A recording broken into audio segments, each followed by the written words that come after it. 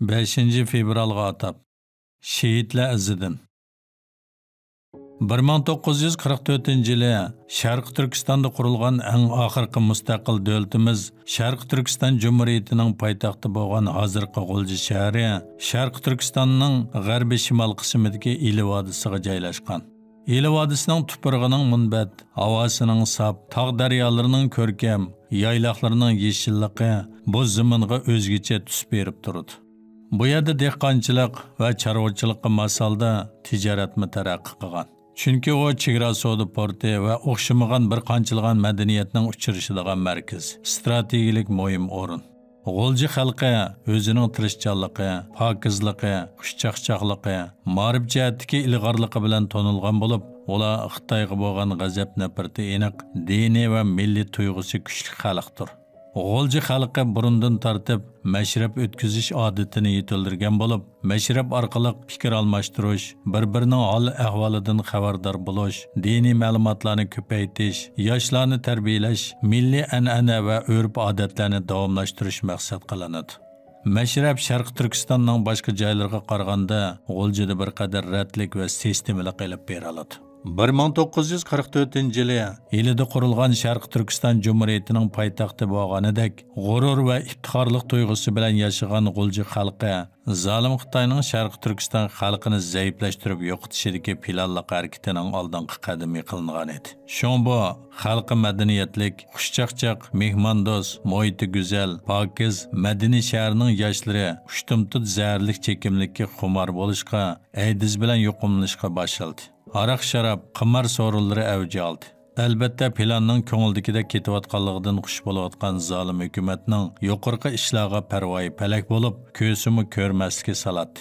Bu hol xalq ichidagi olim ulamolar, ilg'or fikrlik ziyolilar, millat suyar boy savdogarlarni to'limi ichindiratdi va intayin bearam qiladi. Chunki zolim Xitoy bu razil suiqasdini G'ulji xalqiga yurgizalisa, tez fursatda butun Sharq Turkistonga yurgizishi mumkin edi. Şuna zalim Xitoyning bu razil suiqasdini bichit qilib tashlab, millatni bu zolimning changilidan amon-eson qutuldirib chiqarish to'limi zarur edi.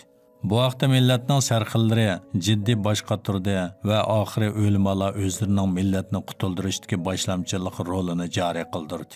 Ular oldi bilan millatning kelajagi bo'lgan yoshlarni qutuldirishning muhimligini his qildi va bu mushkul vazifani ado qilish uchun ishni mashrabdan boshlashni planladi. Chunki mashrab G'ulji xalq ichida 7 yoshdan 70 yoshgacha hamma kishini o'ziga jalb qilib turadigan ma'rifat so'rini. G'ulji xalqining xushchaqchaq, mehmondo'st, pokiz ho'shyor yetilishidagi tarbiya markazi edi. Ular mashrab so'rinlari orqali tuvandagi ikki tarafni asos qildi. Birinchi, yoshlarni islomga qaytarib akilish, ularning qog'jirgan qalblarini iymon lazzati bilan sug'urib, nimjon bo'lgan ruhlarini islom ro'yi bilan yashartish. Ikkinchi, İmanğa to'lgan qalb, islom bilan yashargan ruhga moslashgan haqiqiy erkak mujohidning badan safosini maydonga keltirish edi. Bu ig'ir mas'uliyatni ustiga olib, xalqni yuksak g'oyaga yetaklab mang'uvchilardan biri Turpondagi Shoimardon Domullam va Qog'liqdagi Ablikimxon Maqsum hojimlarda ilm tahsil qilib 1991-yili kuzda G'uljiga qaytib kelgan Abdurish Domullam edi. Damulla G'uljiga qaytib kelgandan keyin buzilish eng ig'ir bo'lgan Qordon yezisidagi markaziy masjidga imom bo'lgan. Abdurish Damullam bu masjidga imom bo'lgandan keyin Abduxalil Mijid qatorliq nurg'un yoshlar bu jamoaga kelib namoz o'qiydigan bo'lgan va Abdurish Damullamdan diniy ilm tahsil qilishga boshlagan. Abdurish Damullamning darslarini anglagandan keyin G'ulji yoshlari orasida biz kim? Biz bu dunyoga nima uchun keldik? Biz mushundaq zahar chekib o'limni kutib yotadigan millatmidik degan savollar tug'ilishga boshlagan. Buning turtkisida yoshlar orasida o'ylanish va uyg'unish bosh ko'targan va mahallalarda mashrab guruhlari qurilishga boshlab, qisqagina vaqt ichida butun Ili viloyatini mashrab yig'ilishlari qopladi. G'ulji shahri orasida diniy bilimlarni o'rgatish, namoz o'qish va har turli tanharkat faoliyatlari bilan shug'ullanish boshlanib, to'y-to'kinlar aroq sharobsiz o'tkaziladigan bo'lgan. Natijada G'ulji yoshlari orasida Uyg'ur hozirgi zamon tarixidagi milliy uyg'unish harakati maydonga kelishga boshladi. Bu milliy uyg'unishni ko'rgan Xitoy fashistlari buningga chidamay, zaharlik nashrlarni bu yoshlarga qaratib, tanharkat maydonlariga buzg'unchilik qilish kollektiv tanharkat faoliyatlarini cheklash, mashrablarga aktiv qatnashayotgan yigitlarni yoshirin tutqun qilib, qorong'u zindonlarga qamashga boshladi. 1997 yil 2 ayning 5 kuni imoni, vijdon g'ururi to'lib toshgan millatimiz qahramonlarining Xitoy tajovuzchi qonxo'r hokimiyatining zo'rliq zo'mbuliqlariga bo'lgan sabr qochisi toshdi. Ular beshida laylab turgan qonliq ajalga tavakkul qilib, g'usl tahorat elib, la ilaha illalloh Muhammad Rasululloh degan tavhid kalimasi yozilgan shiorlarni ko'targanicha 1997 yil 2 ayning 5 kuni tushdan burun soat 10 atrofida 300 dan ortiq Uyg'ur qahramonlari shaharlik doktorxona tashlabga oldidan yurishga boshladi. Taxminan 5 kilometr atrofida tinchlik bilan mengib, viloyatlik xalq hukumati oldiga kelganda, fashist qonxo'r Xitoy ig'ir qurollar bilan qurollangan qo'shinlar bilan qahramonlarning oldini to'sdi. Dastlabda Uyg'ur qahramonlarini 0 dan tuvan 20 gradusning ostida bo'lgan sovuq havoda suv chechish mashinasi orqali sovuq suv bilan to'xtatdi. Keyin bularni tutqun qilib, ba'zilarini naq maydonda ichinishda o'ltirgan bo'lsa, yana ba'zilarini to'ng'iltib o'ltirdi. Bir qismlarini xalqqa ibrat qilish uchun texmi qiynab o'ltirishni maqsad qilib turmaga tashildi. Bu ahvolda ota-ona va urug' tuqqanlarning yuragi chidamadi. Ular adisi ko'chalarga chiqib tinch namoyish qildi. Shuning bilan G'ulja irqiy qirg'inchiligidagi qonliq bostirish maydoniga keldi. Nurg'un gunohsiz, hatto qo'lida to'mirning sunuqimi bo'lmagan quruq qo'l xalqimizni Xitoy jallotlari ig'ir tipdagi qurollar bilan umumyuzlik bostirdi. Şehitlerimizden qini G'ulji shahrini qip-qizil rangi bo'ydi. Biz bu shehitlarimizni mangu unutmaymiz.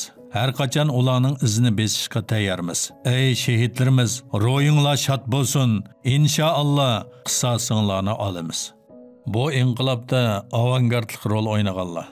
Birinchi Abduxalil Mijit 1968 yili G'ulji shahar Boyanda yeza Tejan kentida tug'ilgan. 2001 yili kuz oylarida Chapchalnoya suv turmisida tayoq zarbasidan shahid bo'lgan. G'ulji mashrab harakati 5 fevral namoyishi va hozirgi zamon Uyg'ur milliy uyg'unish harakatining yetakchisi. 2.